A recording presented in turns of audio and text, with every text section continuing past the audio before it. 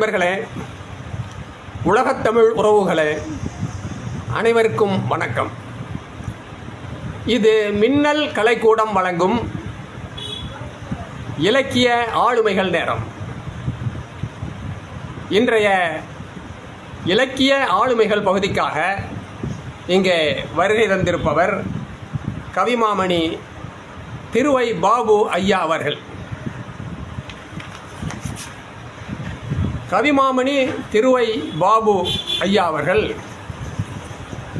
இரா வெங்கட கிருட்டிணன் என்ற இயற்பெயர் கொண்ட தமிழ் முகில் கவிமாமணி திருவை பாபு கவிஞர், எழுத்தாளர், சங்க இலக்கிய சொற்பொழிவாளர், தமிழ் இலக்கிய மேடைகளில் முத்தமிழை முழங்கியும் பாரதிதாசன் கவிதை அமைப்பை நிறுவி மாணவர்கள் மற்றும் இளைஞர்களிடையே தமிழ் பற்றை வளர்த்து வருபவர். தனியார் நிறுவனம் ஒன்றில் 30 ஆண்டுகள் பணியாற்றி பணி நிறைவு பெற்றவர்.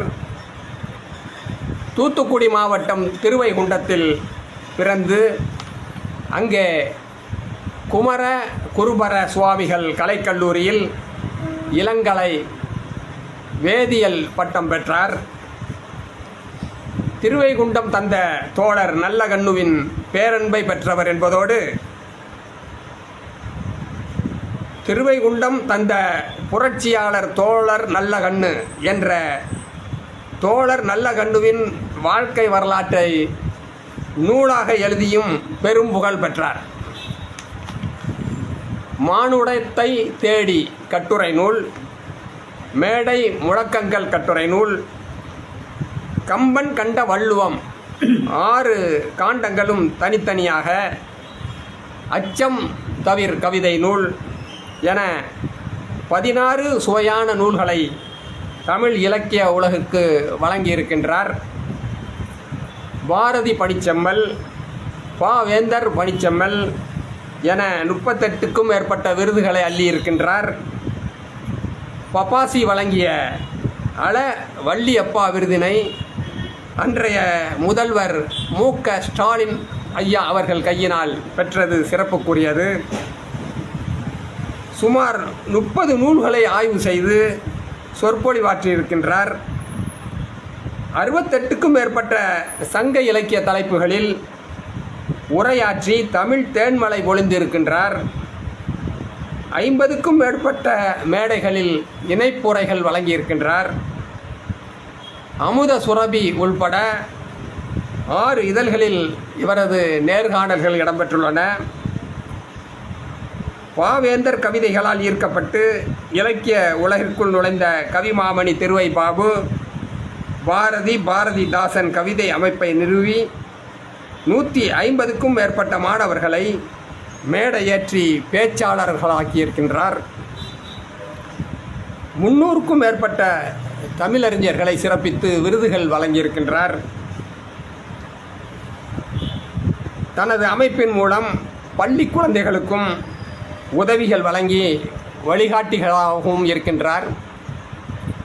இத்தகைய சிறப்புகளை பெற்ற தமிழ் முகில் கவிமாமணி திருவை பாபு அவர்களை நேர்காணல் செய்ய டாக்டர் கார்மிகிலோன் ஐயா அவர்கள் வருகை தந்திருக்கின்றார்கள். கார்மிகிலோன் அவர்களே, உங்கள் உரையை தொடருங்கள். உலகத்தமிழ் உறவுகளுக்கு அன்பு வணக்கம்.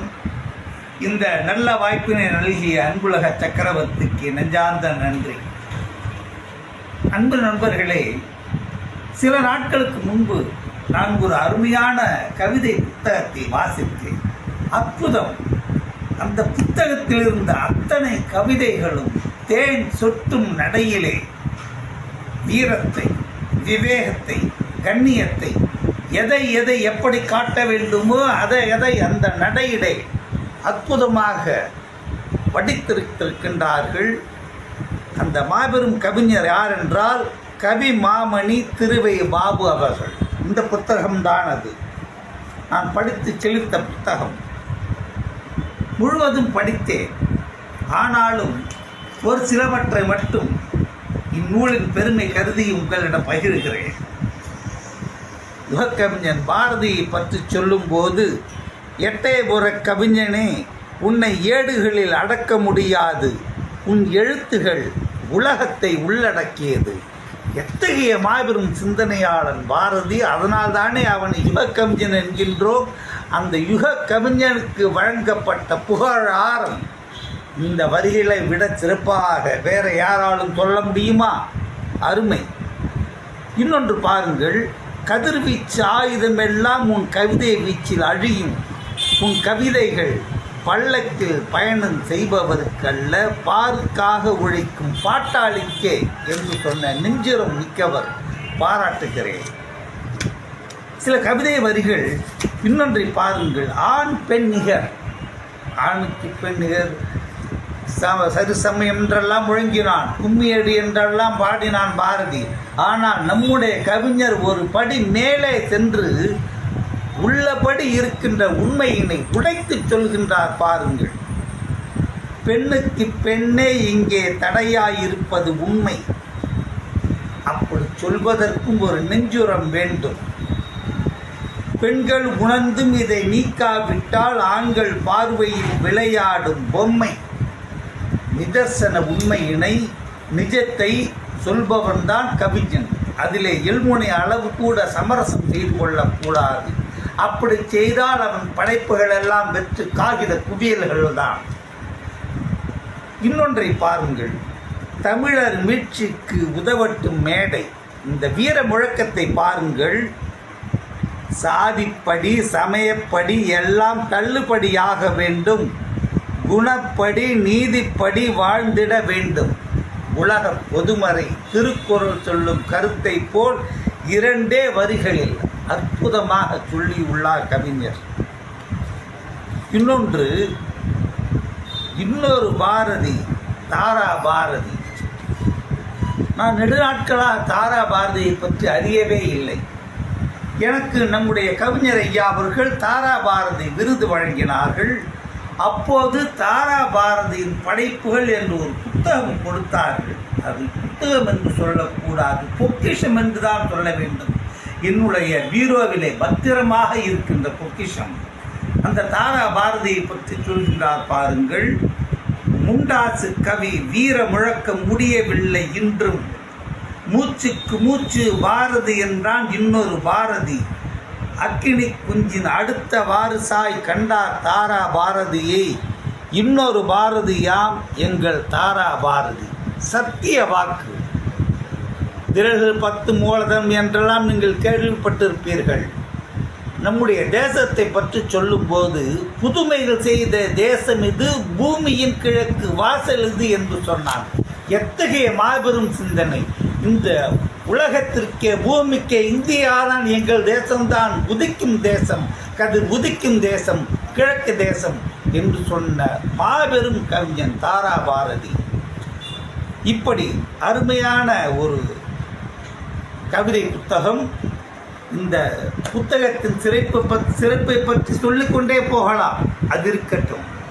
இப்போது இந்த மாபெரும் மனிதரை தமிழ் முகில் என்று இலக்கிய உலகம் தலையில் தூக்கி வைத்து கொண்டாடும் கவிஞர் திருவை பாபு அவர்களை நேர்காணல் செய்ய இருக்கின்றோம். தமிழ் முகில் அவர்களே, வணக்கம். வணக்கம் வணக்கம் வணக்கம். நாங்கள் எப்போதும் கேட்கின்ற முதல் கேள்வி இது. முதல் கேள்வியை கேட்கிறேன், அதற்கு பிறகு மற்ற கேள்விகளை கேட்கின்றேன்.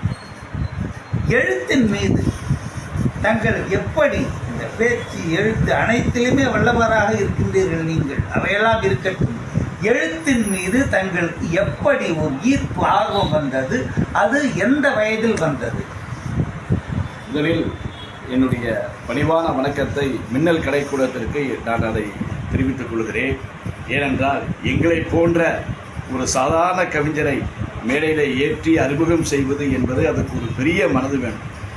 அதை நம்மளுடைய வசீகரன் அவர்கள் நடத்துகின்ற மின்னல் கலைக்கூடம் அதை மிக அன்போடு செய்து கொண்டிருக்கிறது. அதற்கு உறுதுணையாக இருக்கக்கூடிய ஐயா கார்மிகளோல் அவர்களையும் மின்னல் கலைக்கூடத்தையும் நான் தலைவணங்கி அவருடைய சமுதாய சேவையும் பாராட்டி மகிழ்கிறேன்.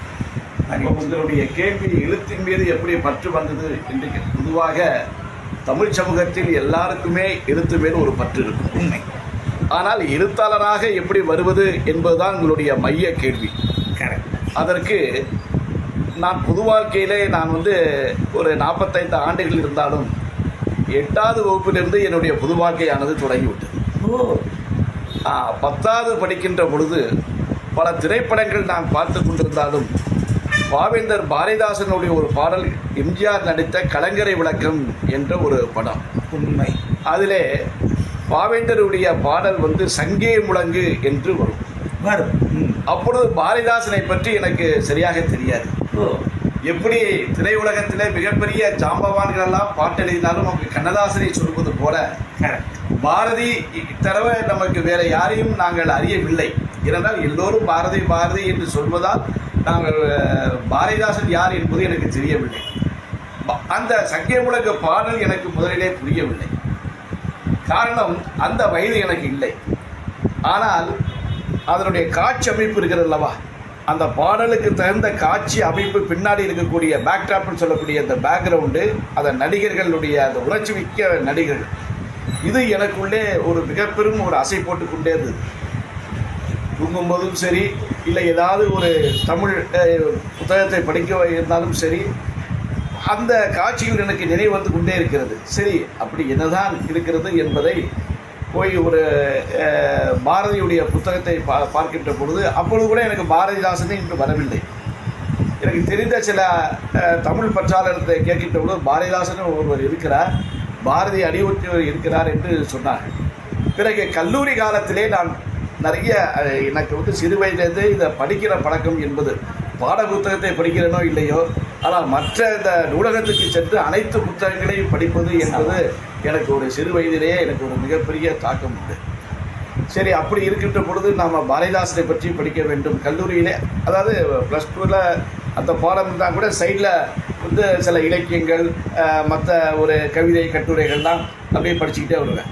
அப்படி படிச்சுட்டு வரும்போது கல்லூரி காலத்தில் சங்க இலக்கியங்களை படிக்க ஆரம்பித்தேன். நான் எடுத்தது கெமிஸ்ட்ரி. வேதியியலாக இருந்தாலும் கூட அதை நொதித்தல் என்பது சமுதாயத்தினுடைய நொதித்தலை சங்க இலக்கியம் மிக அருமையாக சொல்லியது. சரி, அப்போ நம்ம சங்க இலக்கியங்களை படிக்கும்போது அப்படி நம்ம படிக்கும்போது நம்ம பாரதிதாசனை நினைத்து கொடுத்துருமே, அதனுடைய கவிதைகளை நான் வாசிக்க ஆரம்பித்தேன். அப்பொழுதுதான் பாரதிதாசனுடைய அழகின் சிரிப்பு என்கின்ற ஒரு கவிதை, அது ஊரின் கிழக்கே உள்ள பெருங்கடல் ஓரத்தில் எல்லாம் கீரியின் உடல்வண்ணம் போல் மணல் மெத்தை, மெத்தையில் நேரிடும் அலையோ இளைஞர்கள் கல்லூரியில் பூரிப்பால் எடும் விடும் புரண்டிடும் பாராய் தம்பி என்று அந்த ஒரு கவிதை உண்டு.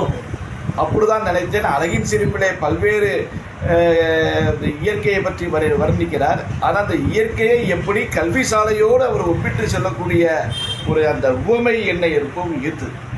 பிறகு அந்த கவிதையெல்லாம் படிக்க ஆரம்பித்து பாரதிதாசனுடைய பல்வேறு கோணங்களிலே அது அப்படியே ஓரளவு பார்த்துட்டு இருக்கும்போது சென்னைக்கு வந்தேன். வேலை தேடுவதற்காக சென்னைக்கு வருகின்ற பொழுது பாரதிதாசன் இடத்திலே எனக்கு இருக்கின்ற பற்றின் காரணமாக பல நூல்களை படிக்கின்ற பொழுது ஆங்காங்கே சில விமர்சனங்களை, துணுக்குகளை எழுதி அனுப்புவது என்னுடைய வழக்கம். அப்படிதான் என்னுடைய எழுத்தின் மேல் பற்று ஆரம்பித்தது. இதுதான் என்னுடைய எழுத்தினுடைய ஆரம்பம். சூப்பர். அப்புறம் வெரி குட். இந்த தமிழ் முகில் திருவை பாபு, அந்த பெயர் சிறப்பு. திருவை பாபு என்றால் தான் இலக்கிய உலகம் தங்களை நன்கறிகிறது. அந்த கவிப்பெயர் சிறப்பு பற்றி சொல்லுங்கள், எப்படி வந்தது? அதற்கு காரணம், பல இலக்கிய அமைப்புகளுக்கு நான் சென்றிருக்கிற பொழுது வாழ்த்துறை என அதிகமாக போடுவார். சரி, தலைமை போட்டாலும் கூட நான் கேட்டு வாழ்த்துறை வாங்குவேன். ஐயா, வாழ்த்துறை தலைமை தானே ரொம்ப சிறப்பு, ஏன் வாழ்த்துறை வாங்குவீர்கள் என்று சொல்லி கேட்டு வாழ்த்துவதற்கு பெரும் மனம் வேண்டும். அதுக்கு ஒரு சிறு ஒரு சம்பவம். நான் சிறு வயதனாக இருக்கும்போது என்னுடைய நண்பர் என்று சொல்ல முடியாது, நண்பர் போல பழகக்கூடிய ஒரு பொறியியல் பட்டதாரி. சரி, அவர் பேர் இளவரசன் பேர். இந்த சங்க இலக்கியங்கள் அந்த மன்னருடைய படங்கள்லாம் இப்படி ஆச்சாண்டு பவன் போடுவாங்க இல்லையா, அதை மாதிரி அவர் உண்மையிலே அப்படி ஒரு சங்க தமிழனை பார்க்கலாம் அப்படின்னு. அப்போ அவர் எங்களை மேலே ஒரு 5-6 ஒரு இளைஞர் மேலே அவங்களுக்கு ஒரு ஈர்ப்பு இருந்தது. நாளைக்கு எனக்கு வந்து ஃபேவரட் டே முடிய போகுது, நான் கல்லூரியிலேருந்து படித்து நான் முடிக்க போகிறேன். இறுதி நாளில் வந்து என்னை அந்த ஃபேவரட் டேல வந்து நீங்கள் என்னுடைய சில இலக்கியங்கள் இதெல்லாம் பார்த்து என்னை பாராட்டுறாங்க, நீங்கள் வந்து பாராட்டணும்னு. அப்போ சொன்னேன், அண்ணே எங்களுக்கு என்னென்ன தெரியும், ஒன்றுமே தெரியாது, நீங்கள் போய் எங்களை போய் கூப்பிடுறீங்களே அப்படின்னு சொல்லிட்டு நாங்கள் பயந்து போவே இல்லை. அவர் கூப்பிட்டார். ஆனால் என்ன ஒரு துரதிர்ஷ்டம் என்று சொன்னால், அவர் அந்த இலக்கியத்தை அவருக்கு பாராட்டு முடிந்து வருகின்ற பொழுது ஒரு பெரிய விபத்திலே இறந்துவிட்டார். அது என் மனதை பசித்துவிட்டது. நம்மை வாழ்த்துவதற்கு வா என்று சொன்னார், ஆனால் நாம் பயந்து போய் நமக்கு என்ன தெரியும், சிறு வயது, நம்ம போய் பொறியியல் கல்லூரியில் போய் என்ன அவரை போய் பார்க்க. அவர் என்ன சொல்லிவிட்டாரு, நான் கண்டிப்பாக உன்னை மேடையில் கூப்பிட்டு பேச வைப்பேன் அப்படின்னாரு. ஆகவே அந்த ஒரு அழுத்தத்தின் காரணமாகவே பயந்து நாங்கள் போகல. ஆனால் அவருடைய தந்தையார் வாளையன்கோட்டையில் அவருடைய சகோதரி வீடு, அங்கிருந்து அவரை வந்து ஈம காரியங்களுக்கு செய்ய வேண்டும் என்று சொல்லி, அப்பொழுது அவருடைய தந்தையா சொன்னார், இந்த இளவரசருக்கு பாபு ரொம்ப பிடிக்கும், அவன் சிறுவனத்தில் தான் இருக்கான், அவனை எப்படியாவது அவங்க நண்பர்களை 4 பேரை அழைச்சிட்டு போய் காரில் வந்து எங்களை அழைச்சிட்டு போய் அந்த அண்ணனை பார்க்கும்போது எனக்கு ஒன்றுமே தோணலை, பேச முடியல, ஒரு தொண்டை அடைக்கிறது, அழுவா தெரியல. அப்பொழுது நான் முடிவெடுத்தேன், யாராவது கூட அழைத்தாலும் கூட நாம் வாழ்த்துறையை கேட்டு வாங்க வேண்டும், வாழ்த்தி கொண்டே இருப்போம் என்கின்ற முடிவில் தான் பல அமைப்புகள் நான் வாய்ப்பு தேடி போல வாய்ப்பு வந்ததை மடைமாற்றம் செய்வேன், எனக்கு வாழ்த்துறையாக கொடுங்கன்னு கேட்பேன். ஆகவே அப்படி ஒரு சூழ்நிலையில் வருகின்ற பொழுது இப்பொழுது வெங்கட சுப்பிரமணியன் அவர்கள் வாழ்த்துறைக்கு அப்போ நான் பேசாமல் இருப்பேன். என் பேர் வெங்கடகிருஷ்ணன், இப்படி வெங்கட சுப்பிரமணியங்க, ஒருத்தர் வெங்கட்ராமன் வெங்கட் எப்படி சொல்றாங்க, ஏன்னா பெயர் நீளமா இருக்க காரணத்தினாலே அவர் அப்படி இருக்கிறாரோ, இந்த வெங்கட்ராமன்ங்கிறது நிறைய வரும். சரி, அப்போ என்ன பண்ணலாம்னு பார்க்கும்போது வீட்டில் என்ன பாபுன்னு கூப்பிடுவாங்க. ஏன்னா என்னுடைய பேரை வந்து எங்கள் அம்மா கிருஷ்ணன் கூப்பிட மாட்டாங்க, எங்கள் தாத்தாவுடைய, அதனால என்ன பாபுன்னு கூப்பிடுவாங்க. அப்போ நான் பார்த்தேன், ஸ்ரீவை பாபுன்னு வச்சா அது வட முடியாது, திருவை பாபுன்னு வைப்போம். அப்படியே திருவை பாபுன்னு வச்ச உடனே சோழ நல்ல கிணத்து போய் நான் சொன்னேன், ஐயா இந்த மாதிரி நீ நல்லா இருக்கு, இது அப்படி அவரோட ஆசை கிடைச்சிருச்சு, நீ அப்படியே பண்ணு, அதுனா யாருக்கு என்ன தெரியும், இது நம்ம ஊர் பேரையும் நல்லா இருக்கு, ஊர்ல ஒரு எழுத்தாளர் வருது எனக்கு பெருமை தானே. பேர்பட்ட வாழ்த்து அவர் சொன்னது, வாழ்த்து தான் அவர் சொன்னாரு, நீ பிரியாத வரணுங்கிறது தான் எனக்கு, ஆனா ஒரு பேர் நல்லா இருக்கு, இந்த பேருக்கு நல்லா நீ வந்துடுவே அப்படின்னாரு. அப்போ திருவை பாபுன்னு வச்சேன். அப்பொழுதுதான் இந்த என்னுடைய புனைப்பெயர் தான் எனக்கு இயற்பெயர் போல அமைந்து விட்டது. அதுவும் நம்மளுடைய தோழர் நல்லக்கண்ண அவருடைய இந்த பேரு நல்லா இருக்குன்னு சொல்லி ஆசீர்வாதம் இன்றைக்கு உங்கள் மத்தியிலே என்னுடைய பேரானது உலவி கொண்டிருக்கிறது. அருமை. சரி, இப்போ நீங்க தோழர் நல்லக்கண்ண ஐயா பற்றி சொன்னீங்க, ரைட். இப்போ அது சம்பந்தமா ஒரு கேள்வி கேட்குறேன்.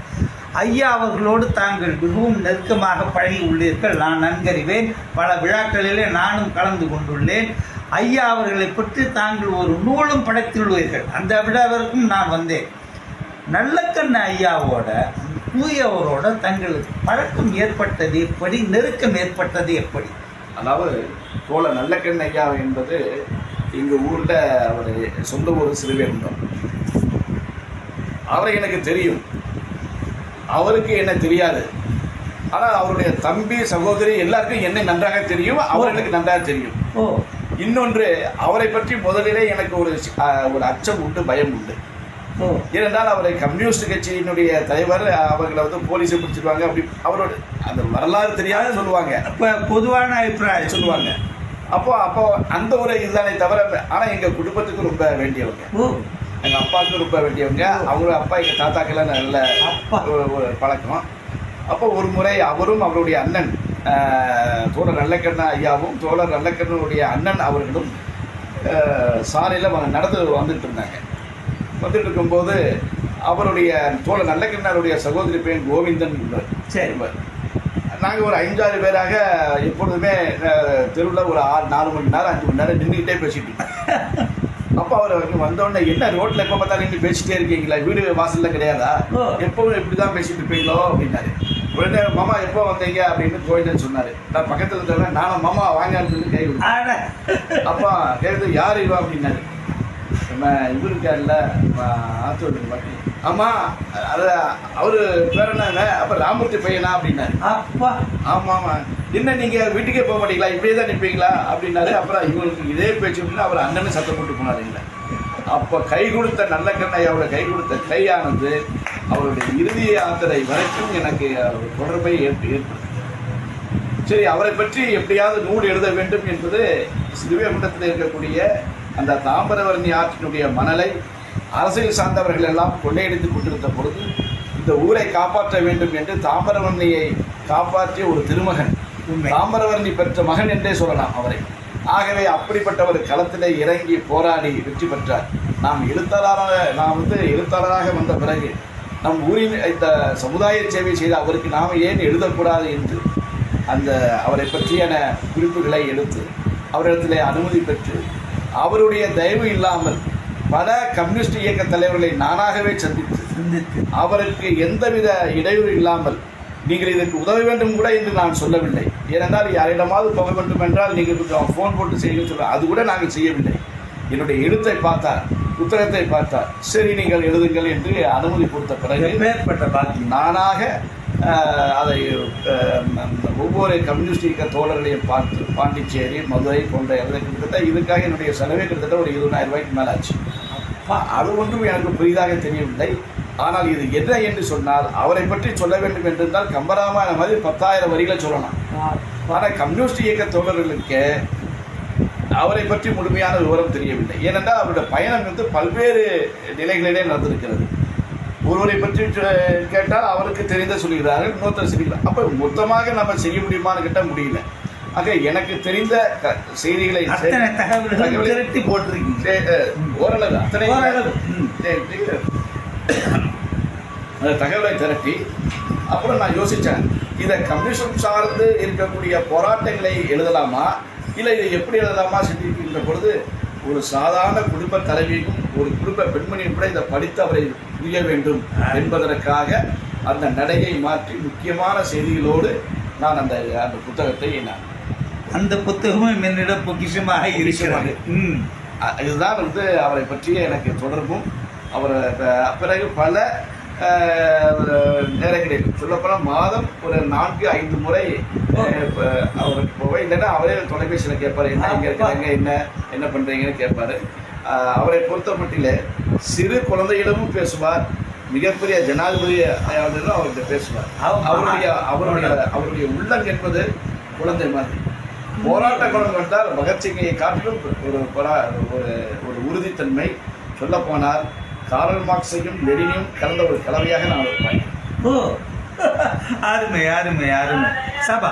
சரி, இப்போ நான் அடுத்த ஒரு கேள்வி கேட்குறேன். பொதுவாகவே தாங்கள் சொன்னதை போல் பாரதியை கொண்டாடுவார்கள், அவன் யுகக்கவிஞன் பாரதி. சிலர் பாரதிதாசனை கொண்டாடுவார்கள். ஆனால் நான் சொல்கிறேன், வருத்தத்துடன் சொல்கிறேன், பகிரங்கமாகவே சொல்கிறேன், அன்னை தமிழுக்கு ஒரு கண் யுகக்கவிஞன் பாரதி என்றால் இன்னொரு கண் புரட்சி கவிஞன் பாரதிதாசன். பாரதியை பேசுவோர் பாரதிதாசனை பேச மறுக்கின்றார்கள், பாரதிதாசனை பேசுவோர் பாரதியை புறக்கணிக்கின்றார்கள். இது மடமை என்றுதான் நான் சொல்லுவேன். இப்படி இருக்கும்போது பாரதிதாசன் இருவரையும் உங்களுடைய இரு கண்களாக கொண்டு சமதிருஷ்டியோடு பார்க்கின்ற பெரிய மனிதர் நீங்கள். பாரதிதாசன் கவிதை அமைப்பை ஏற்படுத்தி நடத்தி வருகின்ற தன்னிகரற்ற மனிதர். ஒருமுறை தாங்கள் எனக்கு விருது கொடுக்கும் போது புரட்சி கவிஞரின் மகன் மன்னன் ஐயா அவர்கள் காரிலே வந்தார்கள். அங்கிருந்து வந்து எனக்கு அந்த விருதை தந்தார்கள். இந்த அமைப்பை பாரதிதாசன் அமைப்பை ஏற்படுத்த வேண்டும் என்ற பரந்த உள்ளம் உங்களுக்கு இந்த ஐடியா எப்படி வந்தது, அது சொல்லுங்கள். அதாவது இலக்கிய உலகில் பாரதியை ஒரு கண்ணோட்டமாகவும் பாரதிதாசனை வேறொரு கண்ணோட்டமாகவும் பார்க்கின்ற பார்வை இருந்தது. இதை நான் தவறு என்று சொல்வதை விட தவறாக அவர்களுக்கு கற்பித்திருக்கிறார்கள் என்பதுதான் என்னுடைய ஒரு ஆதங்கமாக இருந்தது. உண்மை. அதை நான் எங்கே உணர்ந்தேன் என்று சொன்னால், தலைநகர் தமிழ்ச்சங்கம் ஏற்படுத்திய ஒரு விழா வந்து நாங்கள் வந்து தலைநகர் தமிழ்ச்சங்கம் முகம் மாமணி ஆமாம் அவர்களோடு நாங்கள் வந்து பாரதிதாசனுடைய இல்லத்துக்கு இளமாறன் ஐயா அவர்களோடு நான் சென்றிருந்தேன். 87 நான் சென்னைக்கு வந்தேன்.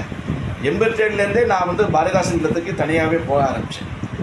அப்புறம் முகமாமணி அவர்கள் தொடர்ந்து அங்கே பயணிக்கிறார்கள் என்று தெரிஞ்ச உடனே அவங்களுடைய அமைப்பில் பாவேந்தர் பாசறைங்கிற அமைப்பு மூலமாக நாங்கள் வந்து போகும்போது மேடையிலே ஒருவன் பாரதியை அசிங்கமாக பாவேந்தர் விழாவிலே பேசிவிட்டார். அங்கே இருக்கின்றவர்களாம் அவரை சத்தம் போட்டு, பாரதிதாசன் மட்டும் இப்பொழுது இருந்திருந்தால் அது வேற மாதிரி நடந்திருக்கும், ஆகவே நீங்கள் அவர்களை பற்றி பேச வேண்டாம், வந்த விஷயத்தை மட்டும் பேசுங்கள் என்று ஒருவர் சொன்னார். இது நான் கேள்விப்பட்டாலும் கூட நேரடியாக எனக்கு பார்த்த ஒரு அனுபவம். பிறகு எனக்கு ஒரு இலக்கிய இதை நாம் தொடங்க வேண்டும் என்று எனக்குள்ளே ஒரு ஆசை. அதற்கு காரணம் வாசல் வசந்த பிரியன் அவர்கள் கவிதை அமைப்புடைய நான் வந்து போகும்போது அற்புதமான மனிதர். அவரை பார்த்து நாமளும் இது ஒரு கவிதை அமைப்பு தொடங்க வேண்டும் என்று சொன்ன உடனே அவர் பொறாமைப்படவில்லை. உடனே நான் உங்களுக்கு அந்த அந்த பதாகை செய்து தருகிறேன் என்று அவரும் அவருடைய துணைவியார் அவர்களும் சொன்னார்கள். எவ்வளவு பெரிய பரந்த உள்ளம்.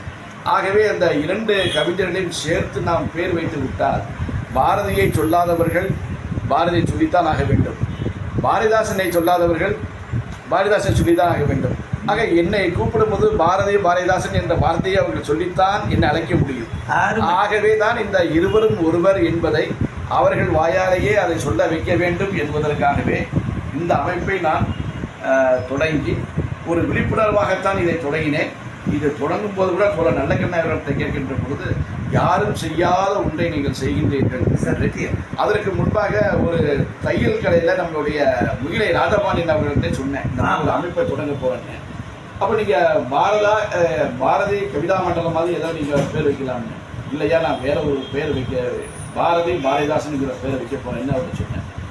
அப்பொழுது அந்த விழாவிற்கு தொடக்க விழாவிற்கு அவர் கன்னியாகுமரியிலிருந்து 2 நாள் கழித்து வருவதாக இருந்தது. ஆனால் இந்த அமைப்பை தொடங்குவதற்காக உடனே புறப்பட்டு வந்து தலைமை ஏற்று எங்களுக்கு ஒரு சிறப்பு தந்தார். அன்றைக்கு அவருடைய நூல்களை எனக்கு கொடுத்தார்கள். அதே மாதிரி நம்மளுடைய பெரியண்ணன் ஐயா அவர்கள், ஆமா இது உங்களுடைய நூலகம், இது உங்களுக்கு என்ன வேணுமோ ஃபுல்லாக எடுத்துப்போங்க அப்படின்னு. ஒரு நூல் 10 நூல் என்ன, உங்களுக்கு என்ன வேணுமோ உங்களுக்கு அதை எடுத்து போங்கன்னு சொல்லி பேரு கேட்டார்கள். பெரிய அண்ணன் அவங்கெல்லாம் எடுத்து எங்களுக்கு கொடுத்தாங்க. இன்னொன்று, நாங்கள் எழுத்தாளராக ஆவதற்கு காரணமே யாருன்னு சொன்னால் மயிலவேலன் அவருடைய பையன். அதாவது பிரியண்ணன் அவருடைய திருமகன் மயிலவேலன். அப்போ நான் ஒரு முறை மானுடத்தை தேடின்ற புத்தகத்தை நான் வந்து எழுதி வச்சிருந்தேன். சரி, ராசா வேதாந்தம் அவர்கள் என்ன சொன்னார் அப்படின்னா, நீங்க எப்படியா புத்தகத்தை போட்டிருக்கீங்க அப்படின்னா, இல்லையா இதெல்லாம் நாங்கள் யார் அதெல்லாம் கிடையாது, கற்று நல்லா இருக்குன்னு சொன்னேன். சரி, இதை வந்து நம்ம NCPC கட்சியில் கொடுக்கலான்னு நினச்சிட்டு இருக்கும்போது மயிலவேலன் வந்தார். என்னையா இல்லை இந்த புத்தகம் போடணும்ல, அதை கொடுங்கன்னு படித்தார். இதெல்லாம் நாங்கள் பார்த்துக்கிறோம் சொல்லிட்டு எந்த வித ஒரு எதிர்பார்ப்பும் இல்லாமல் போட்டு கையில் ஒரு 400 புத்தகத்தை இலவசமாகவே கொடுப்பாங்க.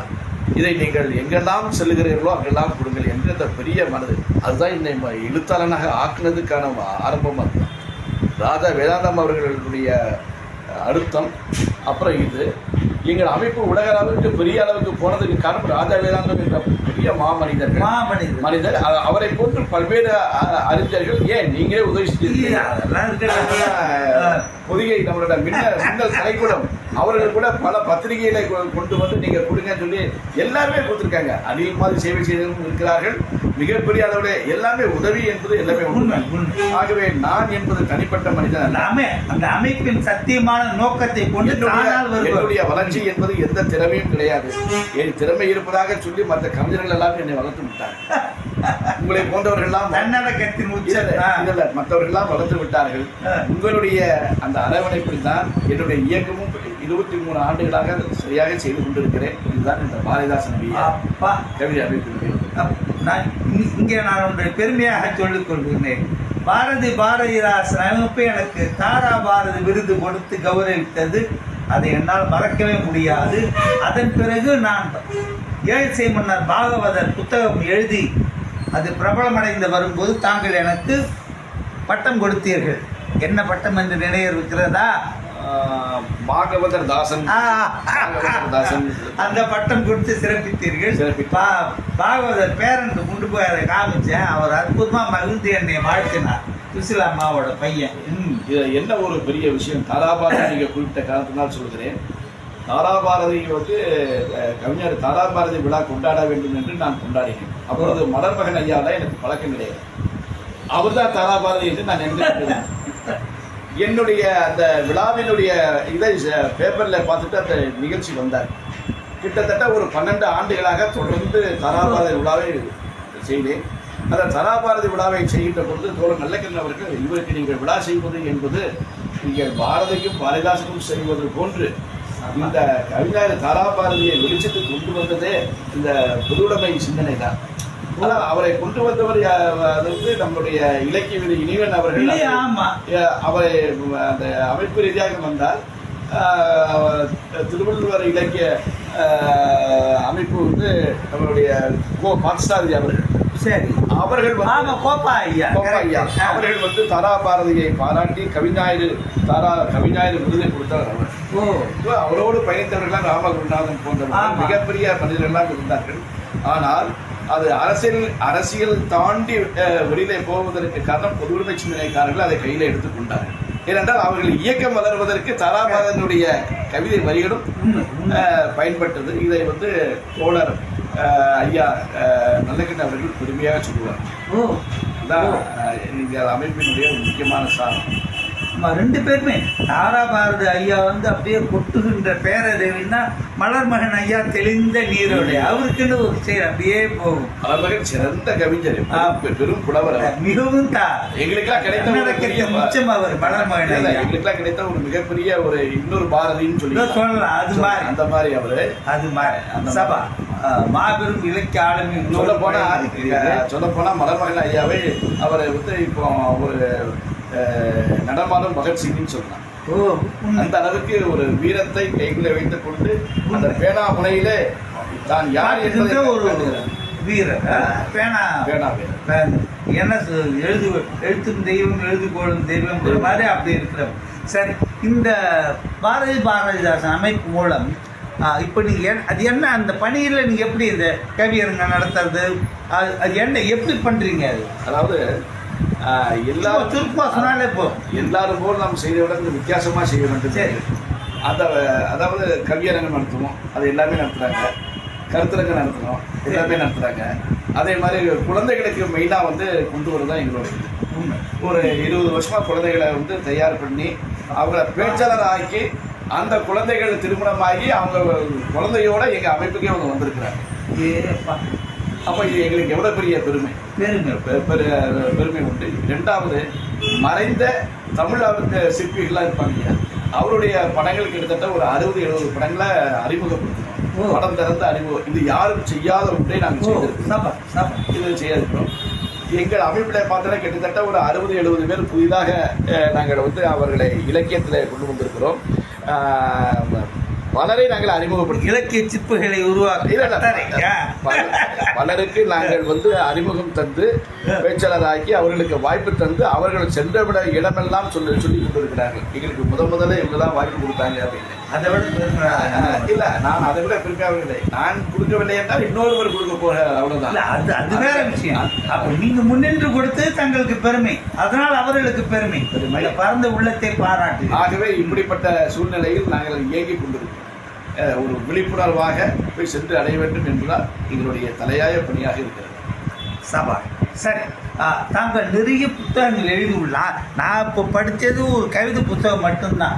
உங்களோட இந்த கட்டுரைகள்லாம் படிச்சிருக்கிறேன். அப்போ நல்லக்கண்ண ஐயாவோட வாழ்க்கை சரித்திரம் அதை படிச்சிருக்கேன். இப்படி எல்லாத்துலேயுமே சில பேர் வந்து கவிஞராக மட்டும்தான் இருப்பாங்க. சில பேர் எனக்கு அவ்வளோவா பேச தெரியாது எழுதுவேன்பாங்க. சில பேர் கவிதைகள் மட்டும் எழுதுவான். ஆனால் நீங்கள் மிகப்பெரிய பேச்சாளராக இருக்கீங்க, எழுத்தாளராக இருக்கீங்க, சங்க இலக்கியத்தை கரைச்சி குடிச்சா அப்படியே பொழியிறீங்க. எப்படி அந்த வெர்சட்டாலிட்டி எப்படி வந்து? அதாவதுங்க, ஒரு பழமொழி ஒன்று வந்து, விதை எங்கே விழுகிறதோ அங்கதான் விருட்சமா. அது உண்மை. நாம இலக்கியத்துக்குள்ள வந்துட்டோம். அதுல வந்து கவிதை என்ன, நாடகம் என்ன, அது என்ன உட்பிரிவு வேண்டி எனக்கு. எல்லாமே நம்ம வந்து முயற்சியில் தான் முடியும். ஆகவே அந்த முயற்சியை நம்ம தொடர்ந்து நம்ம அந்த முயற்சிக்கு தொடர்ந்து படித்து கொண்டே இருந்தால் அந்த படிப்பை நம்மளை உயர்த்தி விடும். ஆகவே அப்படித்தான் நான் வந்து இப்போ நாடகங்களை வந்து அமைச்சர் நாடகம் வந்து நான் பதங்களுக்கு ஒரு 30-40 நாடகங்கள் நடிச்சிருக்கேன். ஆனால் சென்னைக்கு வந்து வருகின்ற பொழுது பாரதிதாசனாகவே வேடம் போட்டு நடித்து அனைவருடைய மனதிலும் இடம் பெற்றிருக்கிறேன். பாரதி கலைக்கழகத்திலே மறக்க முடியுமா பாரதி என்கின்ற அந்த நாடகத்தில் பாரதிதாசனாக நான் நடித்திருக்கிறேன். அது எந்த வருஷம்? அது மறந்து போச்சு. என்னன்னா ஒரு 20 வருஷம் இல்லை, ஒரு 15 வருஷம் 12 வருஷம் இருக்கும். அது வந்து எப்படின்னா நம்ம மதுரை சேகர் தான் அதை வந்து மதுரை சேகர் ஐயா தான் அவர் தான் அந்த நாடக செல்வர். அவர் நல்ல சிறந்த அவரும் 600-700 நாடகத்துக்கு மேலே நடிச்சிருக்காங்க. அவருடைய இதுதான் நாங்கள் வந்து பாரதி கலைக்கழகத்தில் அந்த நாடகத்தை போட்டாங்க. அதை நான் வந்து பெரும் பாக்கியமாக நான் யாருடைய மானசீகமாக இருக்கிறேன்னு நினைக்கிறேனோ அவரையே நான் வேடம் தாங்கி நடிப்பது என்று இதை கேள்விப்பட்டு தான் மன்னர் எனக்கு தொலைபேசியிலே எனக்கு வந்து பாராட்டு தெரிவித்தார். ஐயாவை நீங்கள் அப்படியே போட்டு நடிச்சிருக்கீங்களாமேன்னு சொல்லிட்டு அதை ஒரு ஃபோட்டோ அனுப்பிச்சேன். ஐயா மாதிரியே உங்களுடைய தோற்றம் இருக்குன்னு அதை நம்ம அருமைநாதன் முதல்ல சொல்லுவார். அருமையா தாய்மன் இது உங்களை முதல்ல சந்திக்கும் போதே பாவேந்தருடைய தோற்றம் இருக்குங்க, தெரியலையா நீங்கள் சொல்கிறீங்க நான் செய்த பாக்கியம். அதை வந்து மன்னர் அதை பின்னாடி சொன்னார். நான் கண்டிப்பாக சென்னைக்கு உங்கள் வீட்டுக்கு வந்துட்டு தான் இலக்கிய அமைப்புக்கே வருவேன்னு எங்கள் வீட்டுக்கே வந்துட்டார். அவர் வீட்டுக்கு வந்து எங்களுடைய மனதையை பாராட்டி அவர் மட்டுமல்ல பூவை செங்குட்டுவன் அவர்கள் சுரதா அவர்களும் ஒரு 4 மணி நேரம் எங்கள் வீட்டிலே அடாவி விட்டு சென்றார்கள். அந்த அளவிற்கு அதெல்லாம் பெரிய பாக்கியம். பாரதிதாசனுடைய பற்றாளர் என்ற காரணத்தினாலே அவரும் சுரதா என்று சுப்புரத்தினம் தாசன் பாரதிதாசனுடைய இதான் வெற்றி பெற்று இவருடைய வீட்டுக்கு நாம் போய் ஆக வேண்டும் என்று அவர் அவராகவே விரும்பி வந்தார். ஆகவே எல்லா துறைகளிலும் நாம் அதை சிறப்பு அடைய வேண்டும் என்பதற்காக அதற்கு உள்ள புத்தகத்தை படித்து அதன் பிரகாரம் உழைத்த காரணத்தினாலே நாம் ஓரளவு அதை பயணிக்க முடியும். அந்த அளவுக்கு ஆழங்கால் பட்ட ஒரு பேரறிவு இலக்கியத்தில் இருக்கிறது. என்னை சுற்றி இருக்கிறார் உங்களை போன்ற நல்ல விஷயம் தெரிந்தவர்கள், தமிழிலே இருக்கக்கூடிய கரைகண்டவர்கள் எல்லாம் நான் தொடர்பு வைத்த காரணத்தினாலே அவர்களெல்லாம் என்னை சென்றிருக்கிறார்கள். ஈரோடு தமிழன் அவர்கள், இப்போ மறைந்து போன நம்ம ஒரு பெரிய தமிழர்கள் இருக்கிறார். அவர் உலக தமிழர் ஆட்சியத்தில் துணைத் தலைவராக இருக்கிறார். அவர் பேர் எனக்கு நினைவில்லை. சிலம்புலி சிலப்பன் ஐயா, அப்புறம் அதே மாதிரி நம்ம வந்து அவ்வை நடராசன் ஐயாலாம் என்னை பார்த்தாருன்னா அவர் இன்னும் சொல்ல போனால் பல பேரை எனக்கு அறிமுகப்படுத்தி பேர்பட்ட பாக்கியம். அவர் எவ்வளோ பேர் ஆக்சுவலா நிறைய பேர் அவர்கிட்ட போய் நீ எப்படின்னா அவரு தான் என்னை நோக்கி வந்தார். பல அறிஞர்கள் அவர் வந்து தொலைபேசி அரிச்சு இப்படி வருவான் இப்போ அப்படின்னு சொல்லி எனக்கு நிறைய பேரை அறிமுகப்பட்டவரும் அவ்வை நடராசன் அவர்கள். அவரெல்லாம் மறக்கவே முடியாது. சிலம்புலி சிலப்பனார் அவர்கள்லாம் எங்கள் வீட்டுக்கு வந்திருக்கிறார். அப்படி என்றால் எந்த அளவுக்கு அவர்கள் மனதில் தாங்கள் இடம் பிடித்திருக்கின்றீர்களா? அது வந்து அவர்கள் தான் அவர்கள் இலக்கிய பணியும் நற்குணமும் தான் காரணம். ஏது அவர்களுக்கு தான் கேட்கணும், அது வந்து நம்ம சொல்ல முடியாது.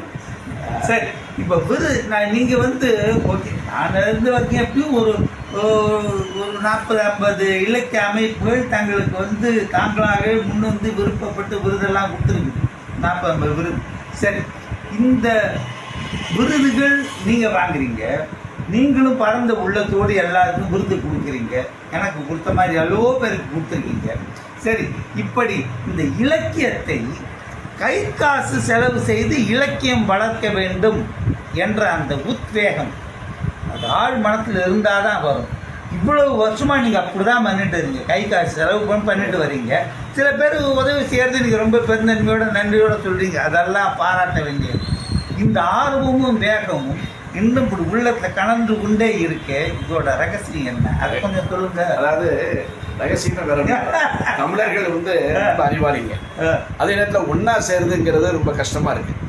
அப்போ அவங்கள வந்து நம்ம ஒன்றா சேர்க்கணும்னா எப்படி, ஒரு தமிழறிஞர்களை ஃபுல்லாக ஒரு இடத்துல சேர்க்கணும்னா அதுக்கான நிகழ்வு தமிழ் கூட்டங்கள் இருக்கணும், மேடை இருக்கணும்.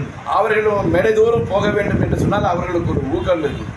அந்த ஊக்கம் வந்து அவர்கள் இந்த தமிழ் தொண்டு செய்கிறார்கள், அவர்களுக்கு அந்த ஊக்கத்தை தக்க வைப்பதற்காக அவர்களுக்கு இது போன்ற விருதுகளை எல்லாம் அவர்கள் எந்த இதில் கவிதைகளை பயிற்சிக்கோ அப்படி அந்த மாதிரி இது அவர்களுக்கு. இப்போ நீங்கள் பொதுவாக எடுத்துக்கிட்டிங்கன்னா நீங்கள் பல இலக்கியங்களை செய்தால் கூட பாகவதர் மேல் உங்களுக்கு வரக்கூடிய ஒரு காரணம் வந்து என்னங்கிறது உங்களுக்கு தெரியும். ஆகவே அவருடைய தமிழ் இசை தொண்டு வந்து இன்னைக்கு உலகம் மறந்து விட முடியாது. அப்போ நீங்க அதுவாக இருக்கும்போது உங்களை நாங்க அங்கீகாரம் பண்றோம். உண்மை. எனக்கு எடுத்த மிகப்பெரிய அங்கீகாரம் இல்ல இந்த மாதிரி அந்தந்த துறையில இருக்கக்கூடிய இப்ப நம்ம வசீகரன் ஐயா இருக்கிறாரு, அவர் செய்த அந்த பணிக்கு அந்த இதழ் சார்ந்து இதழ் சார்ந்த விருது கொடுக்கிறோம். இன்னும் கூட அதை எனக்கு ஒரு இல்லாத என்ன கணித்து கொண்டார்கள் ஒரு விஷயத்தில், ஒருவர் இலக்கியத்துக்கே வரவில்லை, ஆனால் இன்றைக்கு தான் இலக்கியத்துக்கு வந்தார், அவருக்கு நீங்கள் விருது கொடுத்த காரணம் என்ன என்று சொன்னார். நான் சொன்னேன், அவர் ஓரத்தில் இருந்து கொண்டு எல்லாத்தையும் கவனித்து கொண்டு இருக்கிறார், அவரை அழைத்தும் கூட அவர் வருவதில்லை, ஆனால் ஓரத்தில் இருந்து கொண்டு அது எல்லாத்தையும் பார்த்து கொண்டு இருக்கிறார், அவருக்கு நாம் மேடையில் அழைத்து விருது கொடுப்போம், இன்னும் 2 ஆண்டுகள் கழித்து பாருங்கள் என்று சொன்னோம். கேட்டவர்கள் எல்லோரும் வாயடைத்து போய்விட்டார்கள். அந்த விருதை வாங்கியவர் 3 ஆண்டுகளுக்குள்ளாவே 3 நூல் எழுதிவிட்டார். ஆகவே ஒருவருடைய உள்ளத்தில் இருக்கக்கூடிய உணர்வுகளை வெளிக்கொண்டு வருவது என்று அமைப்பாளர்கள் முதலிலே தெரிந்து கொள்ள வேண்டும். அவனும் தமிழ் தொண்டு தான் செய்கிறான், ஆனால் அவனுக்கு யாரும் அவனை அழைப்பதற்கு வெளிச்சம் படரவில்லை. அப்ப அவனை வெளிச்சத்துக்கு வந்துட்டான்னா அந்த வெளிச்சத்தை தக்க வைப்பதற்காகவே அவன் இலக்கியம் செய்கிறான். 3 நூல்களை அவர் எழுதிவிட்டார். நான் சொன்னேன், இப்போ நீங்க கேட்டீங்கல்ல, அவரை பார்க்க சார் இப்போ அவர் 3 நூல் எழுதிட்டார் அப்படின்னார். பல இன்றளவும் இலக்கியத்திலே பயணித்துக் கொண்டிருக்கிறார். நான் தனிப்பட்ட ஒரு மனிதரை சொல்ல விரும்பவில்லை, ஏனென்றால் அது தெரியும், இலக்கியங்களை எல்லாம் தெரியும். இன்றைக்கும் அவர் எங்க பார்த்தாலும் நான் போகிறேனோ இல்லையோ அவர் இலக்கிய அமைப்புகளாக வந்து கொண்டு, அதுதான் நமக்கு சிறப்பு. அவரை வரவழைக்கிறது தான் பாரதியின் கவிதா மண்டலம் மாதிரி இப்ப பாரதி அவர்களை வரவைக்கிறது தான் நம்மளுடைய வேலையே தவிர இந்த பணியை யாரு வேணாலும் செய்து கொண்டிருக்கிறார். அது ஒன்றும் இல்லை, அப்படின்னு இல்லை. செய்யறதுக்கு ஒரு உள்ள உறுதி வேணும். ஒரு இலக்கிய விழா என்பது எனக்கு வந்து பல நன்கொடையாளர்கள்லாம் எனக்கு உங்களை பாதி இருக்கிறவங்கலாம் உதவி செய்திருக்கிறாங்க. இருந்தாலும் ஒரு அமைப்பில் எனக்கு எப்படி 4000 ரூபாய் என்னோட கை காசு போகும், குறைஞ்சு 5000 கை காசு போயிடும். அது நம்ம செலவு தான், அதே வழியே வழியே தொண்டு என்பது நம்மளிடத்திலிருந்து ஆரம்பிக்க வேண்டும். நம்ம ஆரம்பிக்கும். அதனால அதை நம்ம செய்துதான் ஆக வேண்டும். அதை ஒன்றும் நம்ம வந்து செய்ய முடியாது. வீட்டில் கூட சொல்லுவாங்க, எதுக்கு இப்படி செய்கிறாங்க, அப்படி இல்லை. இந்த ஆர்வம் இருக்கிற வரைக்கும் நம்ம செஞ்சுதான் ஆக வேண்டும். இந்த தமிழ் சமூகத்தை நாம் கட்டவில்லை என்று சொன்னால் வேற யாரும் வருவார். ஆகவே செய்ய வேண்டும் என்கின்ற பலருடைய இயக்க தோழர்களை பார்த்து தான் நானும் இதை கற்றுக்கிட்டேன். இப்போ வஉசி அவர்கள்லாம் இருக்கிற கடைசி 90 வயசு வரைக்கும் கோப்பா அவர்கள் இருந்தார், 90 வயசு பாரதி சுராஜ் இருந்தாரு, 90 வயசு வரைக்கும் பண்ண முடியாது. இவங்க எல்லாம் இவங்க செய்யற சேவையெல்லாம் பார்த்தா நம்ம ஒண்ணுமே இல்லை. நம்ம அந்த அளவுக்கு இன்னும் அவங்களுக்கு நிறைய காலம் இருக்கு. அவங்கள மாதிரிலாம் வரப்போது இல்லை. உங்களுடைய அந்த வார்த்தை நான் வந்து பெற்றுக் கொள்கிறேன். ஆனாலும் அவர்கள் செஞ்ச சேவைக்கு முன்னாடி இதெல்லாம் ஒண்ணுமே இல்லை. அதனால ஏதோ நாங்கள் எங்களை முடிந்ததை நடத்தி அந்த எண்ணத்தோடு சொல்லுகின்ற ஒரு உண்மை தன்மை உங்களிடம் இருப்பதை தலை வணங்கி பாராட்டுகிறேன். சபா, நீங்க இவ்வளவு இலக்கிய தொண்டு பண்றீங்க, புஸ்தகம் போடுறீங்க, ஏராளமான படைப்பாளிகளை உருவாக்குகிறீர்கள், எல்லா அமைப்புகளோடு தொடர்பில் இருந்தும் கொஞ்சம் கூட கர்வம் இல்லாமல் பந்தா இல்லாமல் அப்படியே மேன் ஆஃப் சிம்பிளிசிட்டியாக இருக்கீங்களே. இந்த அடக்கம் இது நான் சொல்ல நீங்கள் தப்பாக நினச்சிக்க கூடாது. சில பேர் அடக்கம்னு வெளியில் இதுவாக பந்தா விட்டுட்டு இப்படி பண்ணுவாங்க. ஆனால் நான் அறிந்த வகையில் எனக்கு ஏராளமான இலக்கிய உலகத்தில் நண்பர்கள் உண்டு. அனைவரும் ஒருமித்த குரலில் சொல்கின்ற ஒரு உண்மை சொல் என்னவென்றால், திருவை பாபு சொல்லும் செயலும் ஒன்றானவர், இரட்டை வேடம் போடாதவர் அப்படின்னு எல்லாருமே சொல்கிறாங்கன்னா அது உண்மையிலேயே உண்மை இல்லாமல் யாரும் சொல்ல மாட்டாங்க. அந்த ஹியூமனிட்டி அண்ட் சிம்பிளிசிட்டி அது உங்களுக்கு நீங்கள் கொஞ்சம் கூட இது இல்லாமல் இருக்கீங்களே, அது எப்படி? அதை சொல்லுங்கள். எல்லாரும் நாங்களாம் கற்றுக்கிறோம், சொல்லுங்கள். அதில் மற்றவர்களிடத்து நாம் கற்றுக்கொண்டது. இரண்டாவது, நம்ம தோழர் அவர்களோடு நம்ம செய்யும் அவரோட தொடர்பு இருக்கின்ற பொழுது நமக்கு எப்படி ஒரு இது வரும். தோழர் நல்லக்கண்ணையாவோட பழகிவிட்டா நமக்கு அந்த ஈகோவே போயிடும். ரெண்டாவது என்ன அப்படின்னா, இதனால நம்ம ஒன்றும் கொண்டு போகிறது இல்லை. உண்மை. நாம விதைச்சிட்டு போயிடணுங்கிறது தான். ஒரு உழவன் வந்து நாம விதைக்கிறோம், நம்மளை எல்லாரும் உதாசீனப்படுத்தினோன்னு அந்த உழவன் வந்து ஈகோ பண்ணா இந்த நாடு என்ன ஆகும்? சத்தியம். அவன் தன்னடக்கத்தோடு அந்த விதையை விதைக்கிறான். உலகம் இயங்கி கொண்டிருக்கிறது. நாமளும் அந்த உழவனை பார்த்து தோழ கண்டிப்பா நல்ல மகசூல் ஒரு நாள் கிடைக்கும். அதேமே இல்லை. கிடைக்கலையோ நாம நல்லதை செஞ்சுட்டு போயிடுவோம். இருக்கட்டும். ரெண்டாவது, நீங்கள் சிந்திச்சு பாருங்க. நம்ம அதாவது ஒரு கூட்டத்தை உருவாக்கி ஒரு 20 பேர் நம்மளே பாராட்டுற மாதிரியே எங்கே போனாலும் அப்படிப்பட்ட ஒரு கூட்டத்தை நீங்கள் உருவாக்கினால் வெளி உலகத்துக்கு தெரிந்து இப்படி ஒரு போலியான மனிதர் ஏன் இப்படி இருக்கிறார்கள் என்று தான் சொல்வார்களே தவிர யாரும் பாராட்ட மாட்டார்கள். அதுக்கு நாம விஷயம் தெரிஞ்சு நம்முடைய செயல்பாடுகள் தான் பாராட்ட கொண்டு வரும். செயல்பாடு தான் பாராட்டு காத்து விட்டு வாங்குறது இல்லை. செயல்பாடுகளுடைய பாராட்டு வேண்டும். செயல்பாடுகளே நம்முடைய பாராட்டுவோம். நம்ம இதுக்காக தனியா முயற்சி எடுக்க செயல்பாடுகள் உண்மைத்தன்மை இருக்கு வேண்டும். அப்பதான் உண்மையான பாராட்டு கிடைக்கும். இதுக்காக நம்ம முயற்சி எடுக்க வேண்டிய அவசியம் இல்லை.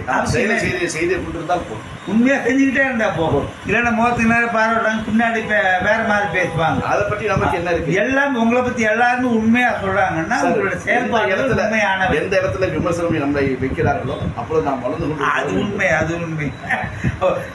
உன்னை விமர்சனம் செய்கிறார்கள் என்றால் நீ கவனிக்கப்படுகிறாய், உன்னை கண்டனம் செய்கின்றார்கள் என்றால் நீ வளர்ந்து விட்டாய் என்று பொருள் அப்படின்னு சொல்லுவாங்க. சரி, அது இருக்கட்டும். சரி, இப்போ நான் உங்களை கேட்கணும், நிறைய கேள்வி பட்டியல் போட்டு பண்ணாந்த. சரி, இப்போ நிறைவாக ஒரு கேள்வி கேட்கணும். சரி, ஒரு மாபெரும் இலக்கிய ஆளுமையை நேர்காணல் செய்ததற்கு முத்திரை பதிக்கும் வண்ணம் ஒரு கேள்வி கேட்கிறேன். இப்போ நிறைய பேர் எழுதிட்டு வராங்க. 10 வயசு பிள்ளை கூட அழகாக எழுது, புத்தகம்லாம் கூட போடுது.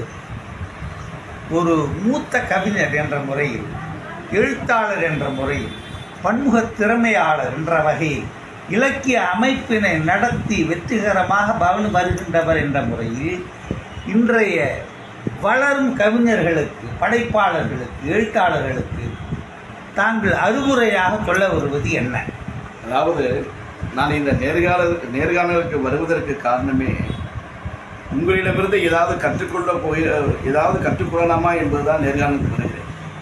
மற்றவர்களுக்கு அறிவு சொல்கின்ற அளவிற்கு நான் வளரவில்லை. அது இன்னும் நான் படித்து கொண்டு தான் இருக்க வேண்டும். ஆகவே இந்த சமூகம் அவர்களை வளர்த்தெடுத்துக்கொள்ளும். நாம் அவர்களுக்கு அறிவுரை சொல்ல வேண்டிய அளவு எனக்கே அறிவுரை நிறைய தேவை. இந்த சமூகம் நம்மை வழிநடத்தும். ஒரு சமூகத்திற்கு எது தேவை என்பதை அந்த சமூகம் ஒருவரை இந்த சமூகத்திற்கு இவர் வேண்டும் என்று சொன்னார், அந்த சமூகம் அவரை கொண்டு வந்து கொடுக்கும். இதுதான் இந்த சமூகத்தினுடைய ஒரு அடையாளம். சமூக பிரச்சனையோட இருக்கணும், அதான் முக்கியம். இல்லை, இந்த சமூகத்துக்கு எது தேவை என்பது சமூகத்துக்கு தெரியும், யாரை கொண்டு வர வேண்டும் என்று தெரியும். ஆகவே இந்த சமூகத்திற்கு நான் வந்த காரணமே உங்களை போன்ற அறிஞர்களிடத்திலிருந்து ஏதாவது கற்றுக்கொள்ள வேண்டும். அப்படிதான் அறிவுரை சொல்லுங்க. எனக்கே 1000 அறிவுரை தேவை இருக்கு.